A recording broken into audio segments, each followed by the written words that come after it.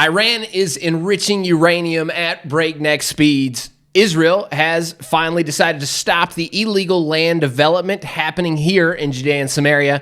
And hear a little bit about how my brother and I almost got caught in an Arab bear trap. Yep, really, bear trap, right here on the Joshua and Caleb Report. In a world plagued with anti-Israel propaganda, Yovel presents the Joshua and Caleb Report, a positive voice of truth straight from Israel's heartland.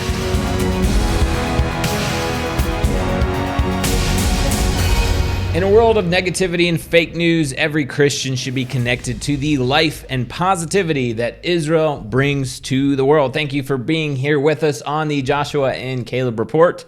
I'm Luke Hilton, here with Joshua Waller on the Mount of Blessing in the biblical heartland of Israel. Glad to be with you. January 4th, 2021. A lot of people are super excited about 2021. I'm not sure why yet. But I'm pretty sure I'm excited. That's what they're all excited about. No, I'm excited because hopefully we can only go up from here. Hey, I'm pretty sure that's and they say hindsight's 2020. So hopefully that will be true for us too. But Happy New Year, everyone. And glad you're with us for 2021, where we want to bring you good news out of Israel's biblical heartland and the real story of what's happening here. If you're watching on YouTube and have not subscribed, make sure to hit subscribe and hit the bell. You got to do both. And if you're listening on a podcast platform, hit subscribe or follow or whatever the button is. And don't worry, it's all free.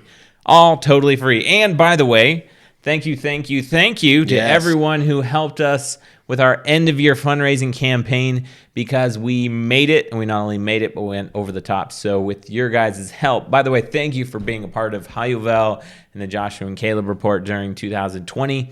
You really helped us get through the year. We saw many, many miracles happening in 2020. It was an amazing year, despite all the craziness that went around the world. But thank you for being a part of that. And thank you for being a part of our fundraising, because now we can make 2021 even better and make more of an impact here in the land of Israel by helping the farmers and getting the truth out to the world of what's happening here. So thank you. Couldn't do it without you. That's right. And you know what? We're going to talk about this in just a second here, but how incredible the work is that is actually you're allowing us to do. That's what I would like to say, Luke, is that those that joined us at the end of the year, you joined an incredible work. We're going to talk about it. The opposition against what we're trying to do here is huge. Josh, popped in my head, but what are some of the things that we're going to be looking forward to doing in 2021 with God's help, Lord willing, and maybe some people could actually come back to Israel. But what are some of the things? We planted trees in 2020, we harvested, we got all kinds of, media out there to the world. What are some of the things that we're looking forward to in 2021? 2021, right at the kickoff, we're going to be pruning some vines. We've got about 100 acres of vineyards to prune here. We're going to help these farmers succeed. This is one area they need huge help with. Which hopefully the borders will open up and we can have people from all over the world join us. Keep us in your prayers. We live day by day when it comes to that regard. But either way, we'll be pruning some vines because we're here. We've got equipment. We're going to be putting new farm infrastructure will be going in at a lot of farms around here. Thank God for the new equipment that's happening. That work's already in process now.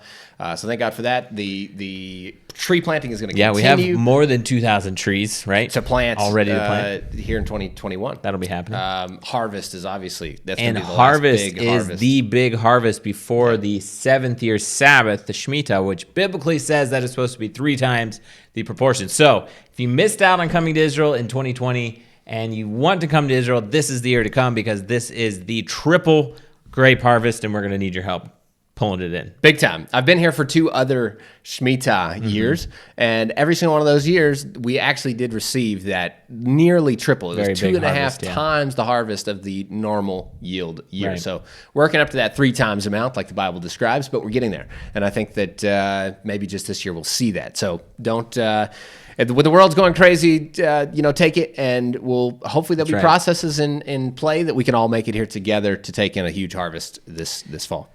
Luke, I want to talk about something that's happening. This is super good. This is something that's needed to happen for a long time, and we need to pray, guys, that this actually goes into full swing. Right. But this is what's going on. There's a new initiative by the government of Israel.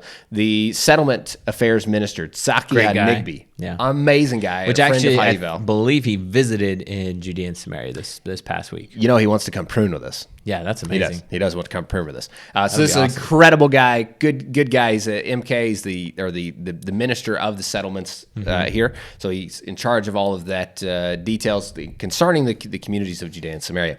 Him and the prime minister's office have said that this new initiative is being kicked off to combat the illegal takeover of Area C. Luke, we've talked about this a lot on the show before, about Area C, Arabs building. There's no resistance to that building. They just build. All around these areas, we're seeing buildings go up like crazy, and there's no... so there's a law that says you can't build, because it's Area C. So once again, you don't know what Area C is. You have A, B, and C. Still here in this area, we still go by what was established. That goes all the way back to the Oslo Accords. And the Oslo Accords, correct. Which Area A is for the Palestinian towns and municipalities. Right. Area B is kind of a shared between Palestinian municipality and Israeli security, and Area C's are Israel state land and the Jewish settlements in Judea and Samaria. Right. So Area C really shouldn't be, Arabs should not be building on Area C, just like according to the Oslo Accords, Jews are not allowed.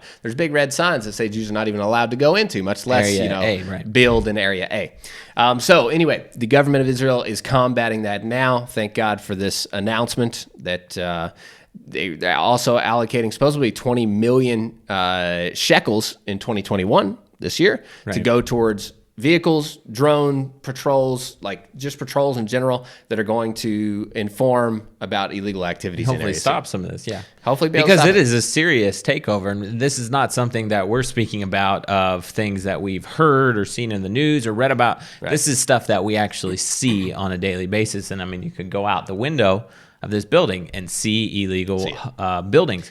And the crazy part about it is that most of them are empty, all the new buildings that are being built. And we know that because there's like, you could see right through the windows and they're just empty shells. And how that's happening, and I was just reading about this past week, is from European funding of NGOs. Did you know there's 300 NGOs, left-wing NGOs supporting the Palestinian cause in Judea and Samaria, another 100 in the Gaza Strip. And I'm not sure how many like right-wing pro-Israel NGOs there are, but I only know of one that are like specifically operating in Judea and Samaria. So you got 300 versus one, maybe one or two other ones that we don't, but actually focusing on Judea and Samaria. That's 301. So there's billions of dollars that are being put into just building buildings to take over areas of Area C in the lands, Israel state land here. And they're just building just to take up land. Right. It's a whole scheme to actually connect the Arab areas together. Right. It's a whole plan that they have in place to try to connect, and it's been going on since early 2000s. Well, isn't there also too something about when there's like some obscure law about when you start developing land, especially for agriculture, then that like gives you more of a right to the land. There's Jordanian law, there's Turkish law, there's old laws that are still in place here that unfortunately have not been turned around since 1948. There should have been a turnaround, especially since 1967 in this area. There should have been where Israeli law then would have prevailed over. But unfortunately, Israeli law actually adapted a lot of these old laws, Jordanian and Turkish laws, which are very complicated. When you plant a tree, and we're going to talk about that in a second, when you plant a tree in an area, still today, that land goes into ownership of that person who planted that tree. So that's one of a huge land grab problem that happens here is those laws. So after a certain amount of time, it's not immediate. After a certain amount of time, they basically can claim that land because they planted trees. So here we go. This is Tzaki Nigby, the Minister of Knesset for the settlements. He says, in cooperation with Prime Minister Netanyahu, we are mobilizing in full force to battle against the hostile takeover of Area C. That sounds good. Finally, I like that. Guys, just so you know, from 2013 to 2017, this was a stat that was taken out, hundreds of agricultural lands were seized, and this is the method that they were using. 150 new roads, covering new areas, like incredible amount of takeover that happened. They used new roads, and planting trees is one of their main ways of taking over new areas. But there's an organization called Regavim who did the stats from 2013 to 2017 and noted how incredible this takeover has been. So thank God for this initiative that is going to, Lord willing, stop that this incredible amount of land being taken over. Or at least slow it down, because I mean, it really is an epidemic that's happening. Right. I want to give you guys an example. There's an example just recently of there's a Zionist watchdog organization called Im Tirtzu, and they published a new report last week that I didn't know anything about this. You think us planting trees, we would know about this, Luke? But Im Tirtzu published this thing. It's you just talking about NGOs. There's a Jordanian NGO that works here, and they have planted nearly 2.5 million trees. So after I've just told you what I've told you guys, that why are they planting trees? It's not a land reclamation project to heal the land of Israel and all this stuff. They're planting so that they can take land, right? So they plant 2.5. They've planted so far supposedly about 2.5 million trees. I guess that's my only thing is I haven't seen much evidence of these trees. I haven't either. But I don't doubt that they actually did. Here's the deal: is that according to the Jewish National Fund that plants all of the Israeli forest, they say that only about half those trees actually survive because they're just sticking them in the ground and then leaving them probably. But here's the problem: it's all about liberation of Palestine from the river to the sea. This is their main thing. The president of the APN. It's the what do they call that? APN. I'll find it here in a second. But the president. The Arabs for the Protection of Nature. That's it. Yeah. It says this is him. He says based out of Jordan too. Based out of Jordan, correct? Yeah. He accuses Israel of stealing Palestinian land and describing APN's green resistance. So here it's not green. That's restoration. Appealing, green resistance, right? And the need to set strategic short, medium, and long-term steps to liberate Palestine from the river to the sea. That's the goal of these operations, to completely liberate, to kick the Jews out of Israel into the sea. And how are they going to do that? They're going to do it by planting trees. Here's the CEO of the watchdog organization. He says, our enemies learned that they can conquer Israeli land without even firing a shot, but rather through illegal construction and the planting of millions of trees. True. He says again later on, he says, through European and Jordanian funding, the Palestinian Authority is working to establish facts on the ground and seize hundreds of thousands of dunams of Area C land. So that's what they're trying to do, establish facts on the ground. I planted that tree, right? Makes sense? Yeah. How did you plant that? I planted it illegally. It's here now. It's here now, right. Okay, or a guys. building or a house, whatever it is. So that's a little bit of what's behind the scenes here. They're hoping this organization that's planting trees, the APN, they're hoping to plant another million this year. They're on another million campaign to plant trees. That kind of stuff. How do we got combat about 2,000 we're going to plant. Oh, hopefully a lot more, though. So a million trees that we're actually going to take care of. Here we go. We got a lot of work. We got a lot of work to do. That's what I'm saying. We got to combat this. The land of Israel, actually what we're doing is establishing the land of Israel in the name of Israel. Not in some sort of aggressive takeover, right? We're actually healing the land of Israel. Now, on that, Luke, okay, we said something about a bear trap. Yeah, did this actually happen to you? It actually did happen. Nate and I were my brother Nate, we were out on a farm this week, and just on the outskirts of the farm, we were going around, and literally we saw some rocks and stuff that were moved out of the way. So we were like, what was this? And so we started moving around. Out of place. And when you see something out of place, you check it out. So we checked it out. Literally, my brother Nate, he's like over there looking at it. I'm like, yeah, be careful. We saw this stuff messing around there and stuff, whatever. So then literally he sees some grass that was moved out of the way. So literally he goes down on his hands and knees and he's like shuffling around, whatever. And all of a sudden, right, this big old smack. Literally, it missed his, I don't think it would have, it wouldn't have broke his arm or cut his arm, but it literally did hit his arm, and it's this trap that's like this big. It's this huge trap. Literally, Nate and I were set up. They wanted to catch us in a trap. Now, I mean, there's not actually barbaric bears around here. There's no bears around here. And it was a little bit too big maybe for deer or the rock rabbits or wild boars maybe. No. It was set for people. That's just the fact. So this is who we're dealing with, Luke. That's what I want to tell everybody. This is who we're dealing with. Nate and I are out there. Here we are helping people. We're trying to, we're planting trees. Restore the land. We're restoring the land, whatever. And they're setting traps for us to get caught. And literally, it wouldn't have cut a leg off or anything. It literally would have bruised an ankle pretty good. But thank God we didn't get caught in the trap. We found the trap. So their tactics, it's not going to work. Yeah. Even though they're going to set this stuff for us, thank God with prayers, and we're going to keep moving forward. We're going to see the land of Israel established. And this kind of stuff, like Luke, crazy. This is 2021. I mean, setting bear traps for people. I mean, it's a little bit barbaric. We really just got it. We thank God we didn't get caught in it, but literally we had to laugh about it later. Like Nate and I were just going, "What in the world?" It's kind of funny and not very funny at the same time. Yeah, exactly. So, Anyway, to another topic that's not so funny, Luke. Well, if you're American, you're probably watching what's happening in the U.S. very closely this week. Josh, we have the Senate and Congress counting the electoral votes, right, this week in Washington, D.C. And then we also have the Senate runoff race in Georgia. And what does this have to do to Israel? Well, Reverend Raphael Warnock, who I'm sure you've heard of, is one of the candidates in the Georgia Senate runoff race, running against Kelly Loeffler. And a lot of people are talking about his very radical views and stances, including his pro-abortion stance. This is a pastor, mind you. Anti-American comments against white people, just to name a few. Very, very radical things he said. And but we thought you might want to know where he stands when it comes to Israel and the Jewish people, and it's definitely not good. Reverend Warnock has preached that Jesus was a poor Palestinian prophet. Now, you might be thinking, okay, that's his opinion, right?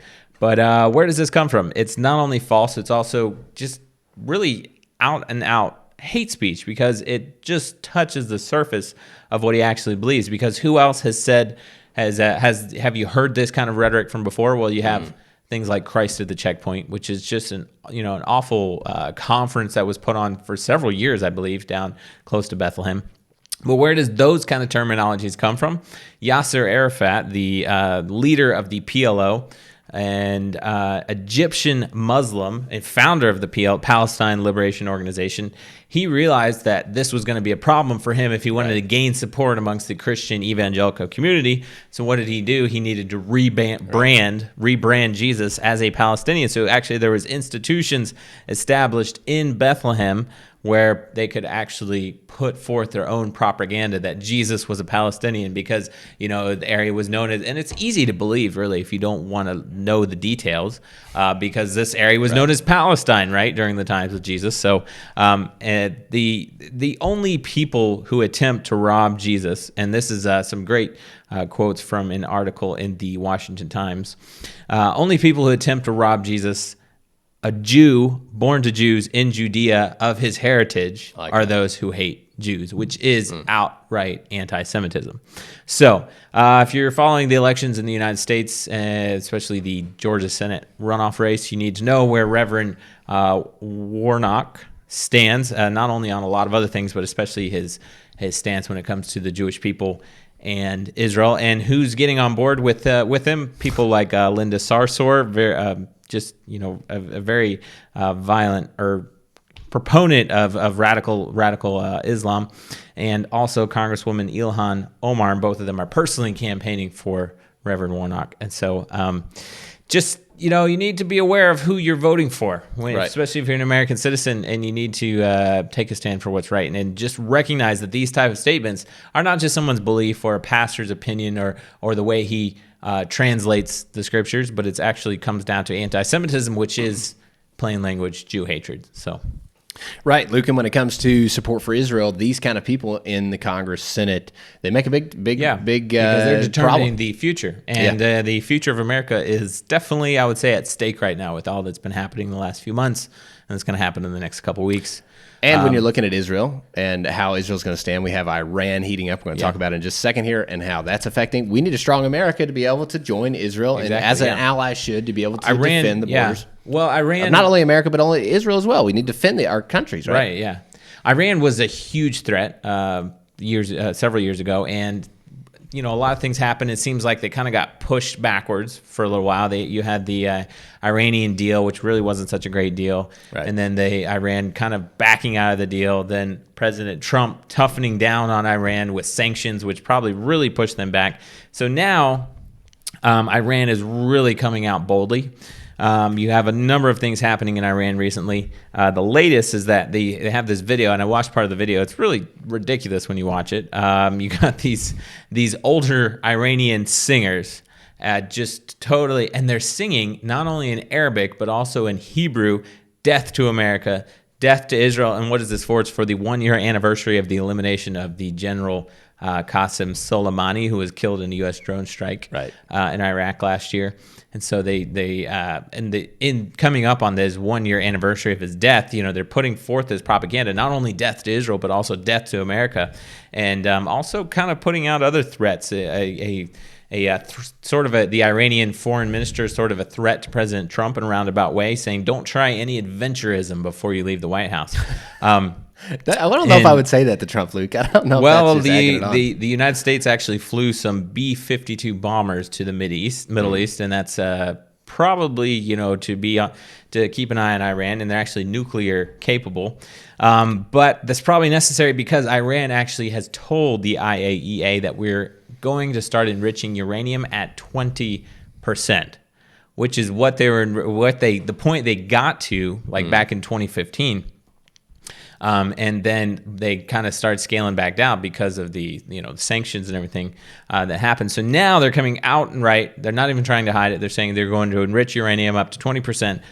That's right where they had it right before the 2015 deal, and much higher than the 4.5%, at least what they've been saying. Who knows what's actually happening, but 4.5% that they've been enriching uranium up until recent times. Now they're just going back up, and obviously their goal is to reach nuclear capability of building a nuclear bomb.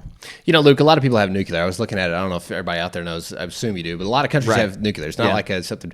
The problem is when you have an Iranian. When you have really bad guys. Yeah, sworn to the destruction of Israel. I mean, well, not only that, but sworn to the destruction of the United States. Right. I mean, the United States is a bit bigger, and I think Israel's very small country, and I just. Not that a missile could fly to America and it'd be okay either, but literally the whole existence of the country.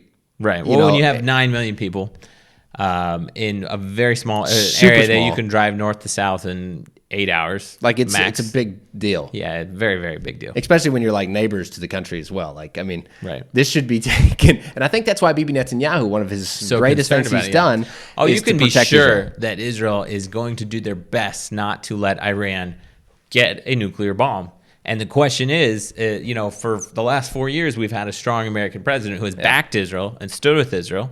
And the question is, if Joe Biden comes into power, as it looks like he probably will in a couple of weeks, is he a man who actually was a key part of creating the 2015 Iran deal and actually saying he wants to return to that deal? Well, Iran has just spit in his face and said, no, we're not returning to that deal. We're actually going to start enriching uranium up to 20%. So I don't think Israel is going to be able to rely on the United States much if Joe Biden gets into office. When it comes to that, might just have to do something on their own. But Which I think that's exactly why Israel is buffering their relationships with the local Arab countries that are also concerned about this Iranian. Yeah, I mean, that's why we're seeing this happen. For sure, part of the Abraham Accords had to do with that. UAE and Bahrain and other countries, because they're concerned about their neighbors not too far away there. Enough about that, guys. There's one other topic we're going to touch on today before we sign off here, and that is the Temple Mount. The Temple Mount is, as you guys know, if you read your Bibles, that's the place where the temple stood. I mean, the temple. Will stand again. And will stand again. That's just Bible for you, straight up Bible. The Arab communities around the world, Muslim communities around the world have taken that is the Arab Al-Aqsa Mosque, and they're trying to protect it with everything they have, and there's a lot of propaganda surrounding it. But there's been a lot of Jewish people going up there recently, and there's a lot of propaganda going about those visitors. Right. So the Palestinian Authority, and this made me laugh because, again, I was reading more about older stories of the same exact thing happening, so this is nothing new. Palestinian Authority, the Ministry of Waqf and Religious Affairs, have reported that during the month of December, there was more than 24 cases of alleged desecration of the Al-Aqsa Mosque by occupation forces and settlers during December. What's occupation forces? So I'm going to tell you what actually happened, because I've probably participated in this before. You're probably There was a group of Jewish people that ascended to the Temple Mount. It was probably Yehuda Glick was definitely one of them, probably multiple cases. Most of these are friends. And they went up on the Temple Mount, yeah, and they walked around, and then they walked around some more, and they stopped a few places, yeah, and then they left. Mm-hmm. And those are the occupation force that is desecrating the Al-Aqsa Mosque. And just may it be forbidden, in their stance that you would actually pray. Like that's if someone actually did, then that would for sure be one of these things that would cause you to be like. I mean, I know probably if you're watching, you support Israel, and but I dare you, go look and find a news article, an actual factual news article that tells you that Israelis or Jewish people went up on the Temple Mount and did anything other than walk around and maybe pray to themselves, pray silently, or even fall down on their face and pray, which they would get arrested. The reason why it was a little bit ludicrous to me is because I was just reading a story from like 2015, I think, about how they were saying settlers stormed the Al-Aqsa Mosque, and then that was us, right? And then you actually look up the news article, and it was like 5 Jewish people ascended the Temple Mount today and walked around, and you're like, the settlers stormed the Al-Aqsa Mosque, and it was actually just a few Jewish people walking around. This is the type of propaganda that's millions of people are actually believing. And I guess the reason why it's so funny to us and so ridiculous is because we go up on the Temple Mount and we're part of these groups, and no, nothing ever happens. No, you can't even pick up a little rock or an olive that might have fallen. And actually, that's probably what sets off this type of propaganda. Somebody maybe stops and picks up ties their shoelace or picks up a little rock off the ground, because that's not allowed. Here's the best thing, Luke, is that they're really worried. And I know that why would you throw a fit about something like this if you really weren't worried about it? Like, really, if you're worried about Jewish people praying, that means you know that Jewish prayer actually means something. Right. So may they continue to pray on the Temple Mount. Jewish people, may they continue to go up on the Temple Mount. That's growing massively. I would say, Luke, that the one thing we're coming against is, and we've talked about it a little bit on the show, is it's the anti-Semitic spin that the world just has. Right. We've got Warnock and all his just garbage against anti-Semitic garbage that's coming against the Jewish people. We have the Temple Mount is like an epicenter of replacement.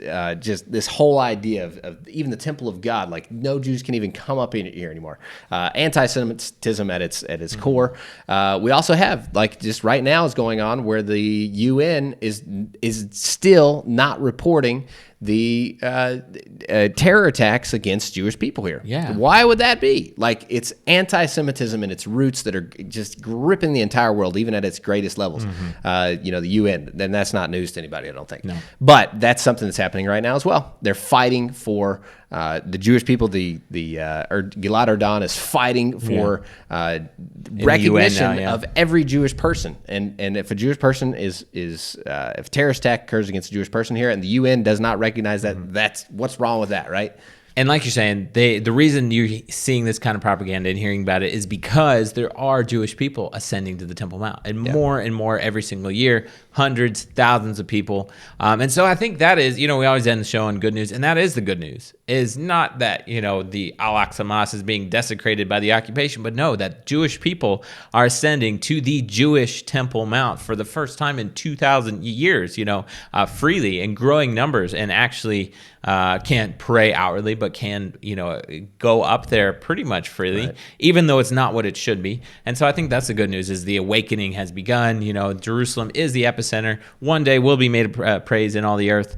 And the other good news is that it is 2021, and we're looking forward to an amazing, amazing harvest this year. This is the year, we hope and pray for us, pray with us, to come to Israel. So we encourage you, stay tuned. We're going to be putting out the dates for our volunteer programs very, very soon.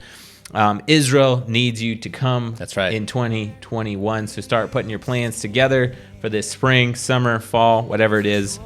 This is the Joshua and Caleb Report. In the meantime, be strong, be courageous, and be the voice of Joshua and Caleb in your generation. I believe in the God of Abraham, Isaac, and Jacob. I believe in the words of the covenant spoken.